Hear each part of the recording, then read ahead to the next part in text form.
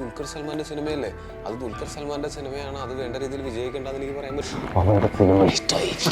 ഈ ഒരു ഐറ്റം ഞങ്ങൾക്ക് ഇല്ല.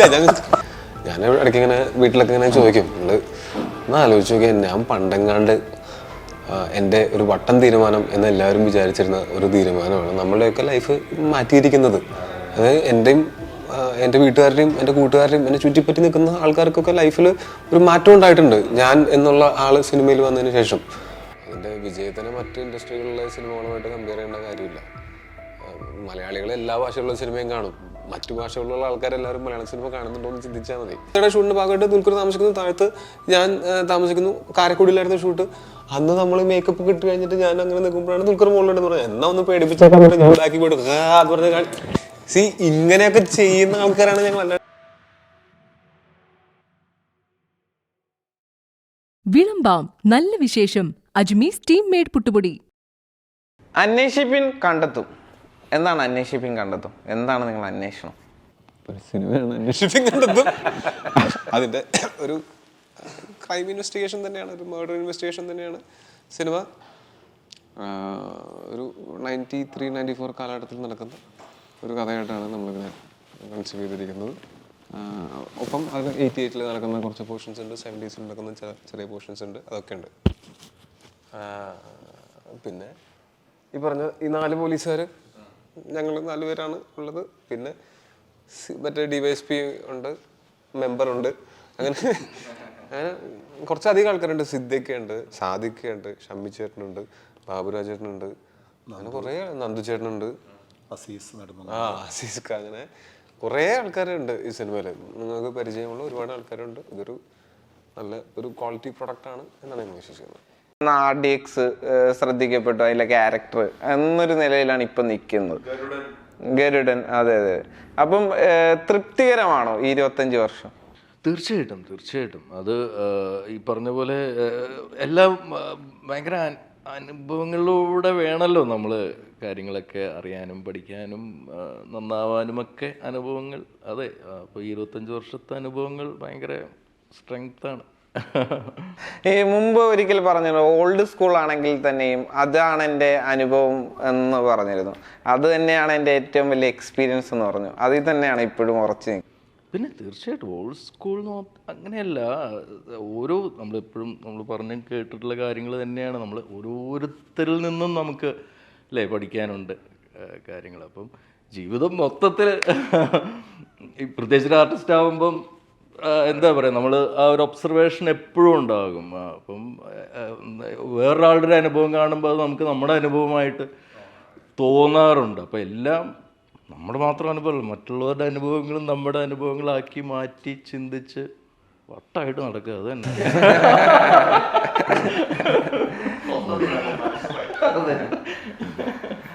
ഇപ്പം അയ്യപ്പനും കോശിയും, ഇപ്പം തങ്കം, ഇങ്ങനെ തുടങ്ങി നമുക്കറിയാം പല സ്കൂളിൽ നിന്ന്, ഇപ്പം ലിജോസ് പല്ലിശ്ശേരി, അവരൊക്കെ ആയിട്ട് വർക്ക് ചെയ്തിട്ടുണ്ട്. അപ്പം ഈ പരിസരങ്ങളിൽ നിന്നുള്ളൊരു അഭിനയം നമ്മളെ തന്നെ ബിൽഡ് ചെയ്തുകൊണ്ടിരിക്കുകയാണല്ലോ ഓരോ സിനിമ കഴിയാൻ നേരത്തും. അത് എത്രത്തോളം ചലഞ്ചിങ്ങും എത്രത്തോളം ആസ്വദിക്കുന്നുമുണ്ട് ലൈഫിൽ? അതെ, നമ്മൾ ഈ വക നല്ല ഡയറക്ടേഴ്സിൻ്റെ അടുത്ത് പോകുമ്പോൾ നമ്മൾ വളരെ ഹാപ്പിന്. പിന്നെ നമുക്ക് കുറച്ച് കൂടുതൽ പഠിക്കാൻ പറ്റും. നമ്മൾ നല്ല എന്താ പറയുക, നല്ല സിനിമകൾ വന്നു പെടുന്നു. അതിൻ്റെ ഏറ്റവും വലിയ ഭാഗ്യമായിട്ട് നമ്മൾ വരുന്നത്. ഈ എല്ലാ ക്യാരക്ടറിലും ഒരു റിയലിസ്റ്റിക് പരിസരത്തോടെയുള്ള ആ ക്യാരക്ടറൈസേഷൻ അത്തരത്തിൽ തന്നെയാണല്ലോ ബിഹേവ് ചെയ്യുന്ന ഒരു തരത്തിൽ. അതൊക്കെ വിട്ട് കൂട് മാറണമെന്നൊക്കെ പറഞ്ഞു തരും. നമ്മളത് ഓക്കെ ഇല്ലെങ്കിൽ അതിനനുസരിച്ച് പറയുമ്പോൾ നമ്മൾ മാറും. ഇതിൽ നമ്മൾ ഒരു നല്ല പോലീസുകാരനാണ്. അപ്പോൾ നമ്മൾ SI സാറിൻ്റെ കൂടെ SI സാർ എന്ത് പറയുന്നു അത് നമ്മൾ വിശ്വസിച്ച് അവസാനം വരെ കൂടെ നിൽക്കുന്ന പോലീസുകാരനാണ്. ടോവിയെ സംബന്ധിച്ചിടത്തോളം ഒരു ആക്ടിങ് കരിയറിൽ ഒരു പീക്ക് പോയിന്റിൽ നിൽക്കുന്ന, ഇനിയും ഉണ്ടാവും പീക്ക് പോയിന്റ്സ്, പക്ഷെ എങ്കിലും ഇപ്പൊ ഇന്ത്യ തന്നെ പ്രസന്റ് ചെയ്ത ഒരു ചിത്രത്തിന്റെ മുഖ്യ ക്യാരക്ടറിനെ പ്രസന്റ് ചെയ്യുന്നു. ഇപ്പം മിന്നൽ മുരളി പോലുള്ള ഇന്ത്യ മൊത്തം ശ്രദ്ധിച്ച ഒരു ചിത്രത്തിന്റെ മെയിൻ പാർട്ടാവുന്നു, അതിന്റെ നായകനാകുന്നു എന്നൊരു പൊസിഷനിലാണല്ലോ ഇപ്പൊ നിൽക്കുന്നത്. ഇപ്പം ആക്ടിങ് കരിയറിലെ മറ്റു സ്വപ്നങ്ങൾ എന്തൊക്കെയാണ്? എനിക്ക് അങ്ങനെ നമ്മൾ ചെയ്യുന്ന ഓരോ സിനിമയും തന്നെയാണ് നമ്മുടെ സ്വപ്നങ്ങൾ. അല്ലാതെ നമുക്ക് അതിന് പുറത്തേക്ക് എനിക്ക് അങ്ങനെ വേറെ സ്വപ്നങ്ങളോ ഇല്ല. അങ്ങനെ ഞാൻ സ്വപ്നങ്ങൾ കാണാറില്ല. കാര്യം വെച്ചാൽ ഞാൻ ഓൾറെഡി എൻ്റെ സ്വപ്നമാണ് ജീവിച്ചുകൊണ്ടിരിക്കുന്നത്. ഇനി ഇതിന്റെ മുകളിൽ എന്ത് സ്വപ്നം കാണാനാണെന്നാണ് ഞാൻ പലപ്പോഴും ചിന്തിക്കാറുള്ളത്. ഞാൻ ഇടയ്ക്ക് ഇങ്ങനെ വീട്ടിലൊക്കെ ഇങ്ങനെ ചോദിക്കും, നിങ്ങൾ ഒന്ന് ആലോചിച്ച് നോക്കിയാൽ ഞാൻ പണ്ടെങ്ങാണ്ട് എൻ്റെ ഒരു വട്ടം തീരുമാനം എന്ന് എല്ലാവരും വിചാരിച്ചിരുന്ന ഒരു തീരുമാനമാണ് നമ്മളുടെയൊക്കെ ലൈഫ് മാറ്റിയിരിക്കുന്നത്. അതായത് എൻ്റെ വീട്ടുകാരുടെയും എൻ്റെ കൂട്ടുകാരുടെയും എന്നെ ചുറ്റിപ്പറ്റി നിൽക്കുന്ന ആൾക്കാർക്കൊക്കെ ലൈഫിൽ ഒരു മാറ്റം ഉണ്ടായിട്ടുണ്ട് ഞാൻ എന്നുള്ള ആള് സിനിമയിൽ വന്നതിന് ശേഷം. അപ്പോൾ ഞാൻ ഭയങ്കര ഹാപ്പിയാണ്. ഞാൻ എൻ്റെ സ്വപ്നമാണ് ജീവിച്ചുകൊണ്ടിരിക്കുന്നത്. ആ സ്വപ്നത്തിന് ഇപ്പോൾ കുറേ സബ് പ്ലോട്ടുകളുണ്ട്. അതാണ് ഞാൻ ചെയ്യുന്ന ഓരോ സിനിമയും. സിനിമയിൽ എത്തിപ്പെടുക എന്നുള്ളതായിരുന്നു എൻ്റെ സ്വപ്നം. അതിൽ നിന്ന് പോകുന്ന സബ് പ്ലോട്ടുകളാണ് ഓരോ സിനിമയും ഞാൻ ചെയ്യുന്നത്. ഞാൻ ചെയ്യുന്ന ഓരോ സിനിമയും അത് അർഹിക്കുന്ന രീതിയിലുള്ള ഒരു റീച്ചും ഒരു അപ്രിസിയേഷനും ഓരോ സിനിമയ്ക്കും നേടിയെടുക്കുക. അത് ചെയ്യാൻ പറ്റാവുന്നിടത്തോളം കാലം ചെയ്യുക എന്നുള്ളത് മാത്രമേ ഉള്ളൂ. വേറെ സ്വപ്നങ്ങളൊന്നുമില്ല. ഈ ഇപ്പോൾ ഒരു ചിത്രം തിയേറ്ററിൽ വരാൻ നേരത്ത് അതിൻ്റെ തലേ ദിവസം ടെൻഷൻ അടിക്കുന്നൊരു നടനാണോ? അതൊരു സുഖമുള്ളൊരു ടെൻഷനല്ലേ. നമ്മൾ പരീക്ഷയ്ക്ക് പേപ്പർ കിട്ടുമ്പോൾ നമ്മൾ അത്യാവശ്യം തരക്കേടില്ലാണ്ട് എഴുതിയിട്ടുണ്ടെങ്കിൽ നമുക്കൊരു ടെൻഷൻ, ഒരു സുഖമുള്ള ടെൻഷനില്ലേ. ആ ടെൻഷനുണ്ട്. നമ്മൾ നന്നായിട്ട് പണിയെടുത്തിട്ടുണ്ടെങ്കിൽ പിന്നെ അതിൻ്റെ വിജയവും പരാജയവും നമ്മളെ ബാധിക്കേണ്ട കാര്യമില്ല. നമ്മൾ മര്യാദയ്ക്ക് പണിയെടുത്തിട്ടില്ലെങ്കിലാണ് ആ പരാജയം നമ്മളെ നന്നായിട്ട് പണി എടുക്കാമായിരുന്നു എന്ന് ചിന്തിക്കാവുന്നത്. പണി എടുത്തവർ എന്ത് ചിന്തിക്കും? എടുത്തിട്ട് ഇങ്ങനെ ആയിപ്പോയി എന്ന് പറഞ്ഞ് ചിന്തിക്കുന്നതിനേക്കാളും നല്ലത് അടുത്തതിനെ കോൺസെൻട്രേറ്റ് ചെയ്യുക എന്നുള്ളത് തന്നെയാണ്. റീസെന്റ് പറയുന്നു ഇപ്പൊ സുരേഷ് ഏട്ടൻ, മമ്മൂക്ക ഓൺ ഗോയിങ് ആയിട്ട് നിൽക്കുന്നു, ലാലേട്ടൻ, ഇങ്ങനെ പല ആളുകളും തിരിച്ചു വരുന്നു, അവരുടെ സ്റ്റാർഡത്തെ ഇങ്ങനെ മിനിസി ഇതാക്കുന്നു. ഇത് ഇപ്പൊ സോഷ്യൽ മീഡിയ ഒക്കെ പറയുന്നു ഇത് ഇനി ഞങ്ങളുടെ സീനിയേഴ്സിന്റെ കളികളാണ് എന്നൊക്കെ പറയുന്നുണ്ടല്ലോ. അപ്പൊ ഒരു ആക്ടർ എന്ന നിലയിൽ ഇപ്പം ഓരോ ടൈമിലും ഓരോ ചിത്രം ചെയ്യാൻ നേരത്ത് അപ്ലിഫ്റ്റ് ചെയ്തുകൊണ്ടിരിക്കുകയാണ്. അപ്പോഴും വീണ്ടും പുതുക്കണമെന്നൊരാഗ്രഹം എപ്പോഴും നിലനിർത്തിക്കൊണ്ടേയിരിക്കുകയാണല്ലോ. ഉറപ്പായിട്ടും അതെ. പുതിയ പുതിയ സ്കില്ലുകൾ പഠിക്കുക, ഓരോ കഥാപാത്രങ്ങളെയും ഇപ്പം നമ്മൾ 1ാം ക്ലാസ്സിൽ പഠിക്കുന്ന പോലെ ആയിരിക്കില്ലല്ലോ 10ാം ക്ലാസ്സിൽ പഠിക്കുന്ന സമയത്ത്. നമ്മളറിയാതെ നമ്മൾ വേണ്ടാന്ന് വെച്ചാൽ പോലും നമ്മൾക്ക് കുറച്ച് വിവരം ഉണ്ടാവും 1ാം ക്ലാസ്സിനേക്കാളും 10ാം ക്ലാസ്സിലെത്തുമ്പോൾ. അപ്പോൾ നമ്മൾ അതിൻ്റെ കൂടെ എഫേർട്ടും കൂടെ എടുത്തു കഴിഞ്ഞാൽ നമുക്ക് കൂടുതൽ ഇമ്പ്രൂവ് ചെയ്യാൻ പറ്റും. അതിന് നമ്മൾ ഏതൊക്കെ രീതിയിൽ നമ്മളെ തന്നെ ട്രെയിൻ ചെയ്യാൻ പറ്റാമോ. ഏതായാലും ഞാൻ വേറെ ഒരു പരിപാടികളും ഇല്ല എനിക്ക്. അതായത് വേറെ സൈഡ് ബിസിനസ് ഒന്നും ഇല്ല. എനിക്ക് ആകെ ഒറ്റ പരിപാടി ഉള്ളത് സിനിമയാണ്. അപ്പോൾ ഇതിലേക്ക് എൻ്റെ ഏറ്റവും പ്രധാനപ്പെട്ട കാര്യമായിട്ടുള്ള ആക്ടിങ്. അപ്പോൾ ഞാൻ ആക്ടിങ് ട്രെയിനിങ് എടുക്കും. ശരീരം, അതിന് ഞാൻ ശരീരത്തിന് ട്രെയിനറുണ്ട്. കുറച്ചും കൂടെ എൻ്റെ ആരോഗ്യം കുറച്ചും കൂടെ നന്നാക്കണം, ഫ്ലെക്സിബിലിറ്റി കൂട്ടണം, ചെയ്യാൻ പോകുന്ന ക്യാരക്ടേഴ്സിനത് ഗുണം ചെയ്യും എന്ന് തോന്നുമ്പോൾ ഞാൻ വേറെ ഇപ്പം മാർഷൽ ആർട്സ് പഠിക്കുന്നുണ്ട്. അല്ലെങ്കിൽ വെറുതെ ഇരിക്കുമ്പോൾ ചെറിയ എന്തെങ്കിലും ട്രിക്സ്, റൂബിക്സ് ക്യൂബ് വെച്ചുള്ള ട്രിക്സോ ഇങ്ങനെയുള്ള കാര്യങ്ങളൊക്കെ പഠിച്ചുകൊണ്ടിരിക്കും. എനിക്ക് പണ്ടൊന്നും ഇങ്ങനത്തെ ഒരു ഹാബിറ്റ് ഒന്നും ഉണ്ടായിരുന്നില്ല. പക്ഷേ ഓഫ് ലേറ്റ് എനിക്ക് അങ്ങനെ പുതിയ കാര്യങ്ങൾ പഠിക്കാൻ ഞാൻ ഓപ്പണാണ് എല്ലാ രീതിയിലും. പണ്ടൊരു ആക്ടിങ് ട്രെയിനർ എടുക്കാനൊന്നും എനിക്ക് എൻ്റെ മനസ്സ് അത്ര ഓപ്പൺ അല്ലായിരുന്നു. എനിക്ക് ഭയങ്കര മടിയൊക്കെയായിരുന്നു. പക്ഷേ ഇപ്പം എനിക്കത് അതല്ല. ബോളിവുഡിലൊക്കെ എല്ലാവരും ചെയ്യുന്നുണ്ട്, പിന്നെ നമുക്ക് എന്താ ചെയ്താലെന്നുള്ളതാണ് ഞാൻ ചിന്തിക്കുന്നത്. ഈ ബോളിവുഡിൽ നിന്നൊക്കെ ഓപ്പർച്യൂണിറ്റീസ് ഒക്കെ വരുന്നുണ്ടോ സ്ഥിരം? ബോളിവുഡ് ഫിലിംസിൽ നിന്ന് എനിക്കങ്ങനെ ഞാൻ കരുതുന്ന മലയാളത്തിലാണ് ഏറ്റവും നല്ല സിനിമകൾ ഉണ്ടായിക്കൊണ്ടിരിക്കുന്നത് എന്നാണ്. അത് മറ്റു സിനിമകൾ പോലെ അതങ്ങനെ നമുക്ക് ഒരു മാർക്കറ്റ് ചെയ്ത് എത്തിക്കാനൊന്നും ചിലപ്പോൾ പറ്റുന്നുണ്ടാവില്ല. പലപ്പോഴും കണ്ടിട്ട് മലയാളം സിനിമകൾ മറ്റു സിനിമകളെ അപേക്ഷിച്ച് ഭയങ്കര മോശമായിട്ടാണ്, അങ്ങനെയാണ് ഇങ്ങനെയാണെന്നൊക്കെ പലപ്പോഴും പറയുമ്പോൾ എനിക്ക് ഒരു വിഷമം തോന്നിയിട്ടുണ്ട്. അതങ്ങനെയല്ല. മലയാളം സിനിമയുടെ കണ്ടന്റും ക്വാളിറ്റിയും വളരെ എല്ലാ സിനിമയൊന്നും ഞാൻ പറയില്ല, പക്ഷെ കുറേ സിനിമകൾക്കും ആ കണ്ടന്റും ക്വാളിറ്റി ഉണ്ട്. അതിൻ്റെ വിജയത്തിനെ മറ്റ് ഇൻഡസ്ട്രികളിലെ സിനിമകളുമായിട്ട് കമ്പയർ ചെയ്യേണ്ട കാര്യമില്ല. മലയാളികൾ എല്ലാ ഭാഷകളുള്ള സിനിമയും കാണും. മറ്റു ഭാഷകളിലുള്ള ആൾക്കാരെല്ലാവരും മലയാളം സിനിമ കാണുന്നുണ്ടോ എന്ന് ചിന്തിച്ചാൽ മതി. അപ്പോൾ അതാണ് അത് എൻ്റെ ഏറ്റവും ഈ പറഞ്ഞ നേരത്തെ പറഞ്ഞ സ്വപ്നം ഉണ്ടെങ്കിൽ മലയാളം സിനിമകൾ കൊതിയോടെ ലോകത്തിൻ്റെ മറ്റ് സ്ഥലങ്ങളിലുള്ളവരും കാണുന്ന ഒരു സമയം, അവിടേക്കൊക്കെ ഇങ്ങനൊരു ഇൻഡസ്ട്രി ഉണ്ടെന്നും ഇവിടെ ഉണ്ടാകുന്ന സിനിമകൾ ഇങ്ങനെയുള്ള സിനിമകളാണെന്നും ഒക്കെ പറഞ്ഞ് അവിടേക്കൊക്കെ എത്തിക്കാനായിട്ട് അതിൻ്റെ ഒരു കാരണമാവാൻ, ഒരു ചെറിയ കാരണമെങ്കിലും ആവാൻ പറ്റിക്കഴിഞ്ഞാൽ അത് വലിയ സന്തോഷം. അതൊക്കെയാണ് ഇപ്പോഴത്തെ സ്വപ്നങ്ങൾ. ഈ മുമ്പൊരിക്കൽ പറഞ്ഞിട്ടുണ്ടല്ലോ, ഈ പറഞ്ഞ പോലെ തന്നെ മലയാള സിനിമ ലോകത്തിന്റെ പല സ്ഥലങ്ങളിൽ എത്തണം, അങ്ങനെ അറിയപ്പെടണം എന്ന് ആഗ്രഹിക്കുന്ന ഒരു ആക്ടറാണ്. അപ്പം എൻ്റെ കൂടെയുള്ള ഈ പറഞ്ഞിട്ടുള്ള ദുൽഖറും അങ്ങനെയുള്ള ആളുകളൊക്കെ എൻ്റെ എന്താണ് എൻ്റെ പാഷന് വേണ്ടി സ്റ്റാർസ് അല്ലെങ്കിൽ ടീംമേറ്റ്സ് ആണെന്ന് പറഞ്ഞു. എങ്കിൽ തന്നെയും ഒരു സ്റ്റാർഡത്തിന് വേണ്ടി വർക്ക് ചെയ്യുന്ന ഒരു ആക്ടർ ആകണം, സ്റ്റാർഡും കൂടെ കീപ്പ് ചെയ്യണം. നിങ്ങൾക്ക് എന്ത് തോന്നുന്നു? ഇത്രയും കാലമായിട്ട് എൻ്റെ സിനിമകളും എൻ്റെ തിരഞ്ഞെടുപ്പുകളൊക്കെ കണ്ടിട്ട് നിങ്ങൾക്ക് എന്ത് തോന്നുന്നു? എനിക്ക് അതിനെപ്പറ്റി അത്ര ഞാൻ ബോധേഡല്ല. സ്റ്റാർഡത്തിനെ പറ്റിയിട്ട് ഞാൻ അത്ര ബോധേഡല്ല. ബാങ്കബിലിറ്റിനെ പറ്റി ഞാൻ ബോധവാനാണ്. കാര്യം ഞാൻ ആഗ്രഹിക്കുന്ന പോലത്തെ സിനിമകൾ ചെയ്യാനായിട്ട് എന്നെ വിശ്വസിച്ച് പൈസ മുടക്കുന്ന പ്രൊഡ്യൂസർ വരണം. ആ വരുന്ന പ്രൊഡ്യൂസർക്ക് സാമ്പത്തികമായിട്ട് നഷ്ടമില്ലാതെ ആ സിനിമ ഇറങ്ങണം എന്നെനിക്ക് ആഗ്രഹമുണ്ട്. അതിന് ഞാൻ നോക്കിക്കാണുന്നത് സ്റ്റാർഡമായിട്ടല്ല, അതിനെ ഞാൻ നോക്കിക്കാണുന്നത് ബാങ്കബിലിറ്റി എന്നാണ്. അതാണ് അതിൻ്റെ യഥാർത്ഥ ടേം. അതിനപ്പുറത്തേക്ക് സ്റ്റാർഡത്തിനോട് എനിക്ക് അത് ഒരു പരിധി വിട്ടാൽ സ്റ്റാർഡം ഭയങ്കര ബുദ്ധിമുട്ടാണ്. നമ്മളെ റെസ്ട്രിക്റ്റ് ചെയ്യും. ഒരു പ്രീ കൺസീവ്ഡ് നോഷൻ ഉണ്ടാവും എല്ലാവർക്കും ഒരു മുൻവിധി ഉണ്ടാവും. നമ്മൾ കാണുമ്പോൾ ഇയാൾ ഇങ്ങനെ ആയിരിക്കും, ഇയാള് ഭയങ്കര സ്റ്റാറാണ്, ഇയാളാണ് എന്തായാലും അവസാനത്തെ ഡീല് ജയിക്കുള്ളൂ എന്ന്. പക്ഷെ അവസാനത്തെ ഡീല് തോക്കണം, ചിലപ്പോൾ തോറ്റേക്കാം എന്ന് ആൾക്കാർക്ക് തോന്നണം. അങ്ങനെ അൺപ്രഡിക്റ്റബിലിറ്റി ഉണ്ടാവണം. അതിനൊക്കെ എനിക്ക് തോന്നുന്നു സ്റ്റാർഡം എനിക്ക് ആവശ്യമില്ലാത്തൊരു സാധനമാണ്. ബാങ്കബിലിറ്റി ആവശ്യമുണ്ട്, അതിന് വേണ്ടിയിട്ട് കൊമേഴ്ഷ്യൽ സക്സസും എനിക്ക് ആവശ്യമുണ്ട്. എങ്കിലും മനുഷ്യ സഹജമായിട്ട് ഒരു മനുഷ്യൻ എന്ന അർത്ഥത്തില് യഥാർത്ഥത്തില് ഇപ്പം മറ്റൊരാളുടെ ചിത്രം ഹിറ്റടിച്ച് പാൻ ഇന്ത്യയിൽ ശ്രദ്ധിക്കപ്പെടുന്നു, പാൻ ഇന്ത്യൻ ചിത്രം ഇറക്കുന്നു, അങ്ങനെ ആ തരത്തിലൊക്കെ ചിന്തിക്കാൻ മനുഷ്യനായിരിക്കില്ല. കാര്യം എനിക്ക് തോന്നിയിട്ടില്ല അങ്ങനെ ഒരു കാര്യം. കാര്യം എന്താ വെച്ചാല് നിങ്ങൾ മനസ്സിലാക്കേണ്ട ഒരു കാര്യം, ഞാൻ ഇവിടെ സിനിമയിൽ വന്ന് ആദ്യം ABCD എന്ന് പറയുന്ന ഒരു സിനിമയിലെ കൂടെയാണ് ആൾക്കാർ എൻ്റെ ഫേസ് ഒന്ന് രജിസ്റ്റേർഡ് ആവുന്നത്. അത് ദുൽഖർ സൽമാന്റെ സിനിമയല്ലേ, അത് ദുൽഖർ സൽമാന്റെ സിനിമയാണ്, അത് വേണ്ട രീതിയിൽ വിജയിക്കേണ്ടതെന്ന് എനിക്ക് പറയാൻ പറ്റും. കാര്യം ഞാൻ ആ സിനിമയുടെ ഭാഗമായിരുന്നു. അതുകൊണ്ട് മാത്രമല്ല, ഞാൻ അന്ന് മുതൽ കാണുന്നതാണ്. നിങ്ങൾ ഈ കാണുന്നത് നിങ്ങളും നിങ്ങളുടെ മനസ്സിൽ വിചാരിക്കുന്ന പോലെയല്ല ഞങ്ങളെ ആക്ടേഴ്സ് അങ്ങോട്ടും ഇങ്ങോട്ടും പെരുമാറുന്നത്. അത് നിങ്ങളുടെ തെറ്റിദ്ധാരണയാണ്. നിങ്ങൾ ചിലപ്പോൾ അങ്ങോട്ടും ഇങ്ങോട്ടും ആക്ടേഴ്സിന്റെ പേര് പറഞ്ഞിട്ട് വഴക്ക് കൊടുക്കുന്നുണ്ടാവും. പക്ഷെ ഞങ്ങൾ അങ്ങനെയല്ല. ഞങ്ങൾ കണ്ടുമുട്ടുമ്പോൾ ഞങ്ങൾക്ക് സംസാരിക്കാൻ വേറെ നിങ്ങളുമായിട്ട് ചിലപ്പോൾ ഷെയർ ചെയ്യാൻ പറ്റാത്ത കുറേ കാര്യങ്ങളും സങ്കടങ്ങളും അല്ലെങ്കിൽ കുറേ സിമിലർ എക്സ്പീരിയൻസസും നമുക്കുണ്ട്. അത് ഞാൻ അസിസ്റ്റന്റ് ഡയറക്ടർ ആയിരുന്നപ്പോൾ തൊട്ട് കാണുന്നില്ലേ ദുൽഖറിനെ. അന്നേ എൻ്റെ അടുത്ത് ഭയങ്കര സ്വീറ്റ് ആയിരുന്നു. ഇപ്പൊ അജയന്റെ രണ്ടാം മോഷണത്തിലെ മണി എന്നുള്ള കഥാപാത്രമായിട്ട് എന്നെ ഏറ്റവും ആദ്യം കാണുന്നത് ദുൽഖർ സൽമാനാണ്. കാര്യം എന്ന് വെച്ചാൽ മുകളിൽ കൊത്തയുടെ ഷൂട്ട്, താഴത്ത് ഞങ്ങളുടെ മുകളിൽ കൊത്തയുടെ ഷൂട്ടിന്റെ ഭാഗമായിട്ട് ദുൽഖർ താമസിക്കുന്നു, താഴത്ത് ഞാൻ താമസിക്കുന്നു. കാരക്കുടിയിലായിരുന്നു ഷൂട്ട്. അന്ന് നമ്മൾ മേക്കപ്പ് കിട്ടി കഴിഞ്ഞിട്ട് ഞാൻ അങ്ങനെ നിൽക്കുമ്പോഴാണ് ദുൽഖർ മുകളിലുണ്ടെന്ന് പറഞ്ഞത്. എന്നാ ഒന്ന് പേടിപ്പിച്ചേക്കാൻ ഞാൻ ബാക്കി പോയിട്ട് അത് പറഞ്ഞ ഇങ്ങനെയൊക്കെ ചെയ്യുന്ന ആൾക്കാരാണ് ഞങ്ങൾ. അല്ലാണ്ട് നിങ്ങൾ വിചാരിക്കുന്ന പോലെ ഈ ഒരു ഐറ്റം ഞങ്ങൾക്ക് ഇല്ല. നിങ്ങൾ അതൊക്കെ ഭയങ്കര സിനിമാറ്റിക് ആണ്, നിങ്ങളുടെ ഭാവനയിലാണ് ശരിക്കും അങ്ങനെയുള്ളത്. നമ്മളാരും മറ്റുള്ളവരുടെ പരാജയം കൊണ്ട് വിജയിക്കുക എന്നുള്ളത് ഞാൻ അതിൽ ഒരിക്കലും വിശ്വസിക്കുന്നില്ല. വേറൊരാളുടെ പരാജയത്തിൽ എനിക്ക് എത്ര പ്രാവശ്യം ജയിക്കാൻ പറ്റും?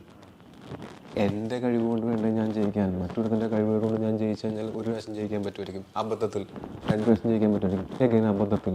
പക്ഷേ നമ്മളെ തന്നെ കൂടുതൽ തേച്ച് മിനുക്കിക്കൊണ്ടിരിക്കുക, നമ്മളെ ഭാഗമെടുക്കേണ്ട എഫേർട്ട് മുഴുവൻ എടുക്കുക, എന്നിട്ട് നമ്മൾ സ്വന്തമായിട്ട് സക്സസ് ഉണ്ടാക്കുക. അത് മറ്റൊരാളുടെ സക്സസും എൻ്റെ സക്സസും തമ്മിൽ യാതൊരു ബന്ധവുമില്ല. ഒരുപക്ഷെ ചിലപ്പോൾ അവരുടെ സക്സസ് എന്നുള്ള കൺസെപ്റ്റ് ആയിരിക്കില്ല എൻ്റെ കൺസെപ്റ്റ്. എൻ്റെ കൺസെപ്റ്റ് എന്ന് പറഞ്ഞാൽ ഞാൻ ഹാപ്പി ആയിരിക്കുക, ആവശ്യത്തിന് ബാങ്കബിലിറ്റി ഉണ്ടാവുക, ചെയ്യാൻ ഇഷ്ടമുള്ള പോലത്തെ സിനിമകൾ ചെയ്യുക, ഫാമിലിയായിട്ട് കുറച്ച് സമയങ്ങൾ സ്പെൻഡ് ചെയ്യുക, യാത്ര ചെയ്യുക, നല്ല ഭക്ഷണം കഴിക്കുക, ആരോഗ്യം നോക്കുക, കഴിഞ്ഞു. ഇതൊക്കെയാണ് എൻ്റെ. അങ്ങനെയൊക്കെ നോക്കുമ്പോൾ ഞാനിപ്പോൾ ഭയങ്കര സക്സസ്ഫുള്ളാണ്. അതിന് എനിക്ക് ഇവിടുത്തെ എന്താ പറയുക, ഇവിടുത്തെ ഏറ്റവും വലിയ ഹിറ്റ് എൻ്റെ ആവണമെന്ന് യാതൊരു നിർബന്ധവുമില്ല. എനിക്ക് അത്യാവശ്യത്തിന് ജോലിയുണ്ട്, അത്യാവശ്യം സമാധാനവും സന്തോഷവും ചുറ്റും കൂട്ടുകാരും ഫ്രണ്ട്സും ഫാമിലിയും എല്ലാം ഉണ്ടല്ലോ. പിന്നെ ഞാൻ എന്തിനാണ് മറ്റൊരാളുടെ പരാജയം ആഗ്രഹിക്കുന്നത് അല്ലെങ്കിൽ മറ്റൊരാൾക്ക് അസൂയപ്പെടുന്നത്? എന്തിനാണ്? അവർക്ക് ആവശ്യമുള്ള പലതും എനിക്ക് ആവശ്യം ഉണ്ടാവില്ല, അവർക്ക് ആവശ്യമില്ലാത്ത പലതുമായിരിക്കും എനിക്ക് ആവശ്യം. അപ്പൊ അങ്ങനെ ഒരാളുടെ സക്സസ് ബന്ധമുണ്ടെന്ന് എനിക്ക് തോന്നുന്നില്ല. ഈ അന്വേഷിപ്പും കണ്ടെത്തു മലയാളത്തിൽ ഇറങ്ങിയ കുറ്റാന്വേഷണ ചിത്രങ്ങളിൽ നിന്ന് എങ്ങനെയാണ് വ്യത്യസ്തമാകുന്നത്? ഭയങ്കര വ്യത്യസ്തമാണോ എന്നൊന്നും എനിക്കറിയില്ല, നിങ്ങൾ കണ്ടിട്ട് തീരുമാനിക്കേണ്ടതാണ്. കാര്യം നല്ല കുറേ കുറ്റാന്വേഷണ സിനിമകൾ കേരളത്തിൽ മലയാളത്തിൽ ഉണ്ടായിട്ടുണ്ട്, പണ്ടും ഉണ്ടായിട്ടുണ്ട്, ഇപ്പോഴും ഉണ്ടായിക്കൊണ്ടിരിക്കുന്നുണ്ട്. നമ്മുടെ കുറച്ചും കൂടെ ഒരു പീരീഡ് ആയത് കാരണം കൊണ്ട് തന്നെ ഈ ടെക്നോളജിയേക്കാൾ കൂടുതൽ നമ്മൾ അതിനകത്തുള്ള ഇമോഷൻസും ഈ ഇൻറ്റ്യൂഷനും അസംഷൻസും ഇൻ്റലിജൻസും ഒക്കെ തന്നെ ആയിരിക്കും കൂടുതൽ ഉപയോഗിക്കുന്നത്. അപ്പോൾ ഇപ്പോഴത്തെ കാലത്ത് നമുക്കത് എപ്പോഴും കാണാൻ കിട്ടുന്നതല്ല. പണ്ട് കുറേ ഉണ്ടായിരുന്നു അങ്ങനെ. ഇപ്പോഴത്തെ കാലത്ത് കൂടുതലും ടെക്നോളജിയും ഒക്കെ അതിനകത്ത് വന്നേക്കാം. അതായിരിക്കും ഇതിനകത്ത് ഒരു ഇപ്പോഴത്തെ കാലത്ത് വെച്ച് നോക്കുമ്പോൾ ഒരു വ്യത്യസ്തത. സിനിമയിൽ അഭിനയിക്കുന്ന പല ടൈമിലും പല ചിത്രങ്ങളായിരിക്കുമല്ലോ ട്രെൻഡ്. ചില സമയത്ത് ഈ പറഞ്ഞിട്ടുള്ള ഈ പാൻ ഇന്ത്യൻ ചിത്രങ്ങൾ പോലത്തെ ബിഗ് ബഡ്ജറ്റ് ചിത്രങ്ങൾക്കായിരിക്കും സ്കോപ്പ് ഉണ്ടാകുക. പിന്നീട് ഈ ഹൊറർ അങ്ങനെ പറഞ്ഞ് ജോണേഴ്സ് എപ്പോഴും ടേസ്റ്റ് മാറിക്കൊണ്ടിരിക്കുമല്ലോ. ഒരു ആക്ടർ എന്ന നിലയിൽ എപ്പോഴും എങ്ങനെയാണ് ഈ ചിത്രങ്ങളെ ചൂസ് ചെയ്യുക, അല്ലെങ്കിൽ ഓരോ സ്ക്രിപ്റ്റിനെ ചൂസ് ചെയ്യുക? അത് ആ നേരത്ത് നമുക്ക് തോന്നുന്ന ഒരു തോന്നൽ അല്ലേ. നമ്മളെല്ലാവരും ജീവിതത്തിൽ എല്ലാ തീരുമാനങ്ങളും എടുക്കുന്നത് അങ്ങനെയല്ലേ. ഇപ്പോൾ എന്തുകൊണ്ടാണ് താങ്കൾ ഈ ഇങ്ങനെ ഒരു പ്രൊഫഷൻ ഒരു സമയത്ത് തോന്നി അത് നന്നാവുന്നു? ഇപ്പം നിങ്ങൾ ഇവിടെ ഇരിക്കുന്നു, എത്രയോ വർഷമായി നിങ്ങളിത് ചെയ്യുന്നു, അതൊരു തോന്നൽ, ആ തോന്നലിൽ നിന്നല്ല ഉണ്ടാവുന്നത്. അല്ലാതെ നമുക്ക് അങ്ങനെ പ്രത്യേകിച്ച് ഇന്ന ഇത് എത്തിക്കഴിഞ്ഞാൽ ഞാൻ ഇത് ചെയ്യും എന്നിട്ട് ഞാൻ അങ്ങനെയല്ലല്ലോ ഇവിടെ എത്തിയത്, നമ്മൾ എത്രയോ കൊല്ലം മുമ്പ് കാണുന്നതാണ്. അപ്പോൾ അതേപോലെ തന്നെ നമുക്ക് ആ സമയത്ത് നമ്മുടെ ജീവിതത്തിൽ നമുക്ക് ഒരു തീരുമാനം എടുക്കുന്നത് പോലെ തന്നെയാണ് ഒരു സിനിമ ചൂസ് ചെയ്യുന്ന സമയത്തും. ജീവിതത്തിൽ മറ്റു തീരുമാനങ്ങൾക്ക് നമ്മളെക്കാളും പ്രായത്തിന് മൂത്ത എക്സ്പീരിയൻസ് ഉള്ള ആൾക്കാരോട് പോയി അഭിപ്രായം ചോദിക്കാം. ഞാൻ എനിക്കൊരു സിനിമ കമ്മിറ്റ് ചെയ്യുന്നതിന് മുമ്പ് എനിക്ക് ലാലേട്ടൻ്റെ നമുക്ക് അടുത്ത് പോയി ചോദിക്കാൻ പറ്റുമോ? ഞാൻ ഒരു കഥ കേട്ടു, ഒന്നും കേട്ടു ഇവിടെ എനിക്ക് അഭിപ്രായം പറയാം അല്ലേ. എനിക്കിപ്പോൾ എൻ്റെ ജീവിതത്തിൽ വേറെ എന്തെങ്കിലും കാര്യമാണെങ്കിൽ എൻ്റെ അപ്പനോട് പോയിട്ട് അഭിപ്രായം ചോദിക്കാം. എനിക്കൊരു സാധനം അപ്പോൾ നമ്മൾ തന്നെ തീരുമാനം എടുക്കേണ്ടി വരും. അത് നമ്മളുടെ മാത്രം തീരുമാനമാണ്. ഈ ചിത്രത്തിൽ ഒരു പുതുമുഖ നടനും കൂടെ ഉണ്ടെന്ന് പറഞ്ഞിരുന്നു, ടോവിനോയുടെ ഫാദർ. അത് ഗസ്റ്റ് അപ്പിയറൻസ് ആണ്.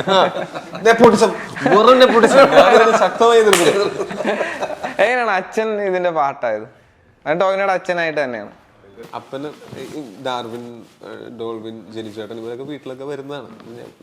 കാര്യം ഞാനിത് 2020 ഇവർ വന്ന് കഥ പറഞ്ഞ് കമ്മിറ്റ് ചെയ്ത സിനിമയാണ്. 23 നമ്മൾ ഷൂട്ട് ചെയ്യുന്നത്. അതുവരെയും നമ്മൾ തമ്മിൽ നല്ലൊരു സൗഹൃദം അതിൻ്റെ ഇടയ്ക്ക് ഉണ്ടായിട്ടുണ്ട്. അങ്ങനെ ഇരിക്കുമ്പോഴാണ് ഡാർവിൻ ബ്രോ ഒരു ദിവസം വിളിച്ചിട്ട്, ടോവി ബ്രോ നമുക്ക് ആ അച്ഛൻ വേഷത്തിന് ടോവി ബ്രോയുടെ അപ്പനെ അഭിനയിപ്പിച്ചാലോ? ടോവി ബ്രോയുടെ അപ്പനെ നമുക്കൊന്ന് അഭിനയിപ്പിച്ചാലോ? അപ്പോൾ ഞാൻ പറഞ്ഞു അത് വേണോ, പുള്ളി സമ്മതിക്കുന്നു എനിക്ക് തോന്നുന്നില്ല കേട്ടോ. പിന്നെ അതിൻ്റെ ആവശ്യമുണ്ട്, അത് എന്തുകൊണ്ടാണ് അങ്ങനെ, എന്താണ്, എത്ര സീനുണ്ട്, ഇങ്ങനെയൊക്കെയാണ് ഞാൻ, എനിക്ക് ടെൻഷനായി. അപ്പോൾ പുള്ളി പറഞ്ഞ് അല്ല അതങ്ങനെയല്ല, വലിയ കുഴപ്പമില്ല, അത് ഞാൻ നോക്കിക്കോളാം എന്ന് പറഞ്ഞു. അങ്ങനെയാണെങ്കിൽ ബ്രോ തന്നെ വിളിച്ച് അപ്പം എൻ്റെ അടുത്ത് സംസാരിച്ചു. അതുകൊണ്ട് ഇവർ തമ്മിൽ സംസാരിച്ചത് ധാരണയാക്കി. അപ്പം ഞാൻ സമ്മതിച്ചാ എന്നാണ് ഞാൻ ചോദിക്കണത്. ഞാൻ സമ്മതിക്കില്ല എന്ന് വിചാരിച്ചിട്ടാണ് ഇവരോട് നമ്മൾ സംസാരിച്ചോളാൻ പറയണത്. ഇതിനു മുമ്പും ശ്യാമേട്ടൻ ഒരു പ്രാവശ്യം വിളിച്ചിട്ടുണ്ടായിരുന്നു, മറ്റേ ജോജിയിലെ ആ ക്യാരക്ടറിനുണ്ട്. അപ്പം ഞാനും അപ്പനും കൂടെ മറ്റേ ഫോട്ടോ ഇട്ടു ആ ടൈമില്. അപ്പോഴും ഞാൻ പറഞ്ഞു വേറെ ആരുടെ അടുത്തേക്ക് ഞാൻ വിടില്ല, ശ്യാമേട്ടനൊക്കെ ആണെങ്കിൽ വിടാം, നിങ്ങളാകുമ്പോൾ സേഫ് ആയിരിക്കും എന്ന് എനിക്കറിയാം. പുള്ളി അതായത് സേഫ് ആയിരിക്കും എന്ന് വെച്ചാൽ വൃത്തിയിലിരിക്കും ഓൺ സ്ക്രീൻ വരുമ്പോൾ. അതേ വിശ്വാസം എനിക്ക് ഡാർവിൻ ബ്രോന്റെ കാര്യത്തിലുണ്ടായിരുന്നു. അപ്പം അങ്ങനെയാണ് സംഭവിച്ചത്. അല്ലാതെ പുതിയൊരു പുതുമുഖ നടന്റെ അരങ്ങേറ്റം ഒന്നുമല്ല. പുള്ളിക്ക് അങ്ങനെ സിനിമയിൽ ഇനി വീണ്ടും ഒരു തവണ കൂടെ അഭിനയിക്കുമെന്ന് പോലും എനിക്കറിയില്ല. പുള്ളിക്ക് അങ്ങനെ ഈ ടോവിയെ പോലെ തന്നെ അച്ഛൻ ഒരു അഭിനയമോഹിയായിരുന്നു. ഒരിക്കലും അല്ല. പുള്ളി അങ്ങനെ ഭയങ്കര സിനിമ ഇഷ്ടമാണ്. സിനിമ കാണാൻ ഭയങ്കര ഇഷ്ടമാണ്. അങ്ങനെയാണ് ആ ഇഷ്ടമാണ് ഞങ്ങൾ വീട്ടിലെല്ലാവരും നന്നായിട്ട് സിനിമ കാണുന്ന ആൾക്കാരാണ്. പിന്നെ ഞാൻ സിനിമയിൽ കയറിയ കാലഘട്ടത്തിലൊക്കെ ഒരു അവകാശവാദം ഉന്നയിക്കുന്നത് ഞാൻ ശ്രദ്ധിച്ചിരുന്നു. പണ്ട് ഞാൻ നാടകത്തിലൊക്കെ അഭിനയിക്കുമായിരുന്നു പറയുന്നത്. അതിന്റെ കഴിവാണ് അവന് കിട്ടിയത്, കിട്ടാതിരിക്കുമോ? അങ്ങനെ നിങ്ങളുടെ എല്ലാവരുടെയും കഥാപാത്രത്തെ കുറിച്ചൊന്ന് ഷെയർ ചെയ്യാം. പേര് മാത്രം ചോദിക്കരുത്, കഥാപാത്രത്തിന്റെ അത് മറന്നിരിക്കാണ്. പേരുണ്ടായിരുന്നു അങ്ങനൊക്കെ. ഞാനോ ഡിവൈഎസ്പി ബാബു ഡിവൈഎസ്പി കിടാൻ പറ്റില്ല. നിങ്ങളെന്താ? കോരിത് മാപ്പിള. എന്താണ് എന്നുള്ളത് വാർഡ് മെമ്പറാണ്. One mister DYSP. ഓക്കെ, കൂടുതൽ കഥ പറഞ്ഞു സസ്പെൻസ് ബ്രേക്ക് ചെയ്യണ്ട. അല്ല, അങ്ങനെ ഭയങ്കര സസ്പെൻസ് കാരണമൊന്നുമല്ല. അതാ ഒരു ഫ്ലോയില് നിങ്ങൾ സിനിമ കാണുമ്പോൾ കണ്ടാൽ നല്ല രസമായിരിക്കും എന്നുള്ളവരുണ്ട്. ഈ അജയന്റെ രണ്ടാം മോഷണം ഇപ്പൊ അതിന്റെ ട്രെയിലർ കണ്ടപ്പോ തന്നെ, യഥാർത്ഥത്തിൽ ആ ടീസർ കണ്ടപ്പോ തന്നെ സത്യം പറഞ്ഞു കഴിഞ്ഞാൽ PVR-ലാണ് കണ്ടത്. ഒരു വാവ് ഫീലിംഗ് മൂമെന്റ് ആയിരുന്നു. 3D ആണോ കണ്ടത് അല്ലെങ്കിൽ 3D ആയിരുന്നു? 3D ആയിരുന്നു തോന്നുന്നു. 3D ആണ് കണ്ടത്. 3D ആണ് കണ്ടിട്ട് ഓർമ്മയില്ലേ? 3D മുഖത്തോട്ട് വെള്ളത്തുള്ളികൾ തെറിച്ചിരുന്നോ? ഒരു വാവ് ഫീലിംഗ് തന്നെയായിരുന്നു. മലയാളത്തിൽ സത്യം പറഞ്ഞ ഇത്തരത്തിലൊരു ചിത്രം ഉണ്ടാകുന്നു എന്നുള്ള ഒരു തൃപ്തിയും കൂടെ ഉണ്ടായിരുന്നു. അപ്പം അത് ടോവിനോ എന്നൊരു ആക്ടർ എത്രത്തോളം എക്സൈറ്റ്മെന്റ് ആയിരുന്നു ആ ചിത്രം? ഞാനിപ്പോഴും ഭയങ്കര എക്സൈറ്റഡ് ആണ്. അത് ഞാനും ജിതിനും തമ്മിൽ, എൻ്റെ ഡയറക്ടർ ജിതിനും തമ്മിൽ കുറേ വർഷത്തെ പരിചയമുണ്ട്. കുറേ വർഷത്തെന്ന് വെച്ച് കഴിഞ്ഞാൽ എന്ന് നിൻ്റെ മൊയ്തീൻ ഉള്ള സിനിമയിൽ ജിതിൻ അസിസ്റ്റന്റ് ഡയറക്ടറായിരുന്നു. അപ്പോൾ അന്ന് ഞാൻ സഹനടനും ജിതിൻ അസിസ്റ്റന്റ് ഡയറക്ടറും ജോമോൻ ചേട്ടനായിരുന്നു അതിൻ്റെ ക്യാമറ ചെയ്യുന്നത്. അതുപോലെ നമ്മുടെ ഷമീർ അതിൽ സ്പോട്ട് എഡിറ്ററായിരുന്നു. അപ്പോൾ അന്ന് മുതൽ ഞങ്ങളൊക്കെ ഷെയർ ചെയ്യുന്നൊരു സൗഹൃദമുണ്ട്. പ്രത്യേകിച്ച് ഞാനും ജിതിനും എല്ലാ ദിവസവും വൈകുന്നേരം ഒരുമിച്ചിരുന്നിരുന്ന ആൾക്കാരാണ്.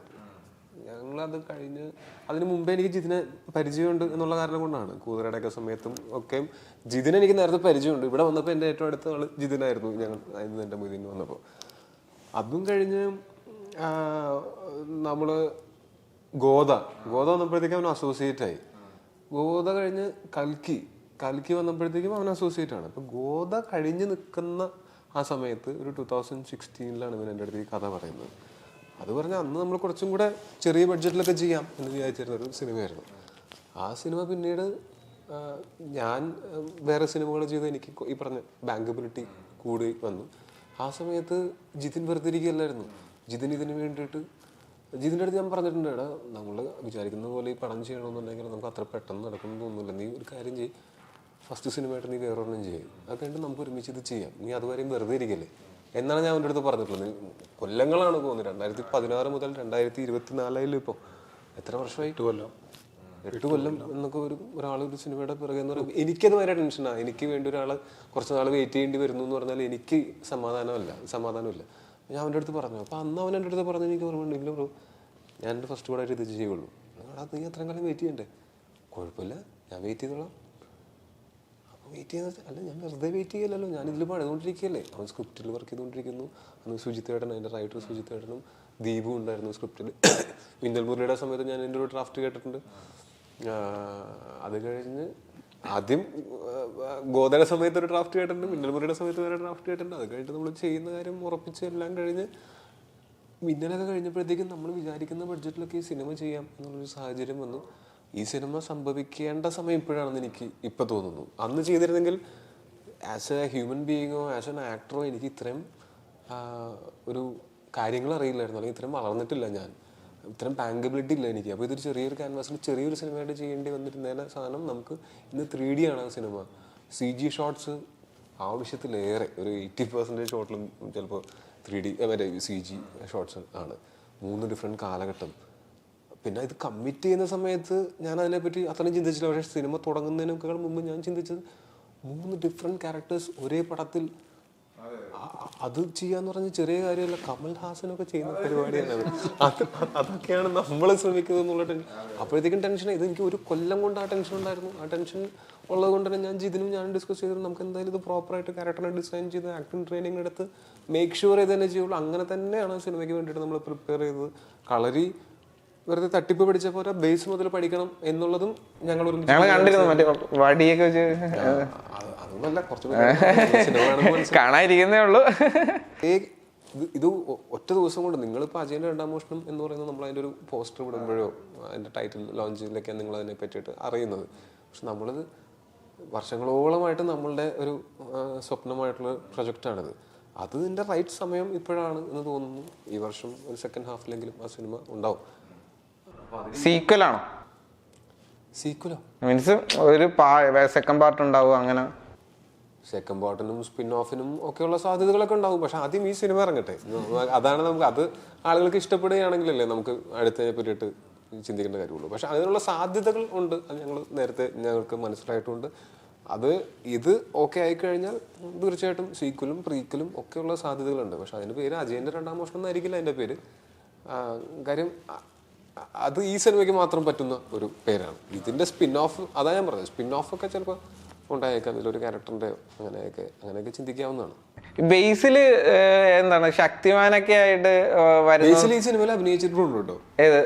അജയൻ്റെ രണ്ടാം മോഷണം. ബേസിൽ സത്യം പറഞ്ഞ ഇപ്പം ഒരു ആക്ടർ എന്ന രീതിയിൽ ഗ്യാരണ്ടീഡ് ആയിട്ട് സെറ്റ് ചെയ്യാമല്ലോ. ഗ്യാരണ്ടീഡ് ആണ്, നല്ല പെർഫോമറാണ്, നല്ല ഡയറക്ടറാണ്. സമയമില്ല എന്നുള്ള പ്രശ്നമുള്ളൂ. കാര്യം കുറേ സിനിമയും ചെയ്യണം, കുറേ സിനിമ ഡയറക്റ്റും ചെയ്യണം.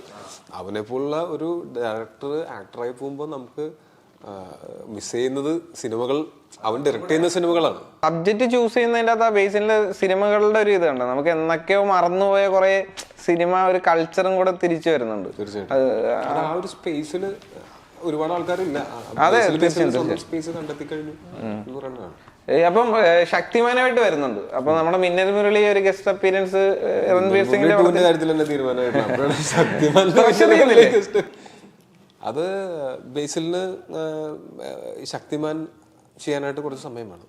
മിന്നൽ മുരളി 2 സംഭവിക്കുകയാണെങ്കിൽ അതിന് ശേഷമേ സംഭവിക്കുകയുള്ളൂ.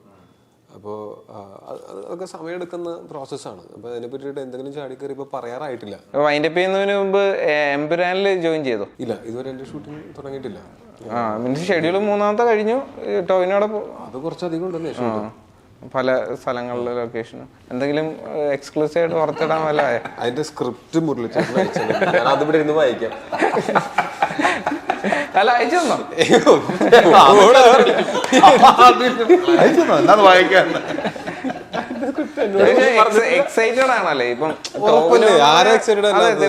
കാര്യം എന്താ പറയാം, നമ്മളിവിടെ എപ്പോഴും ഇപ്പം നേരത്തെ നമ്മൾ പറഞ്ഞതുമായിട്ട് കണക്റ്റഡ് ആയിട്ട് ഞാനൊരു കാര്യം പറയാം.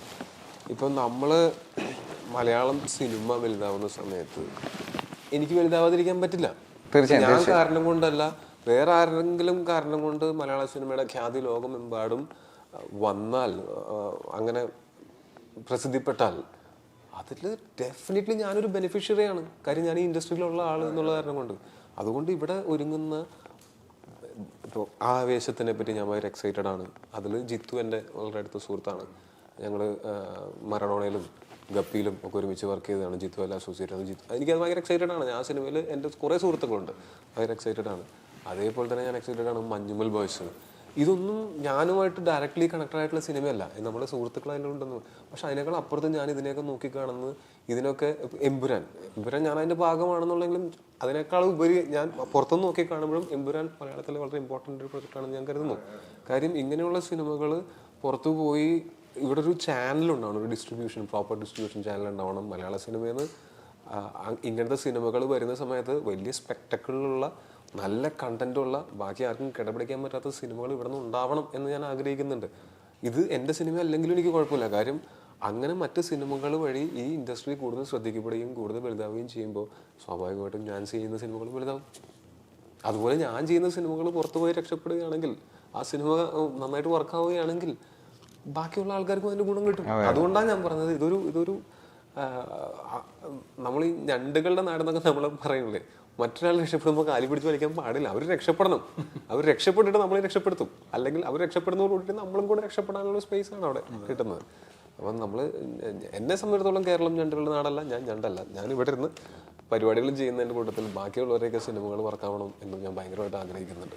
അപ്പോൾ എല്ലാ ആശംസയും അന്വേഷിപ്പിക്കും കണ്ടെത്തിനെ കാത്തിരിക്കുന്നു. Thank you.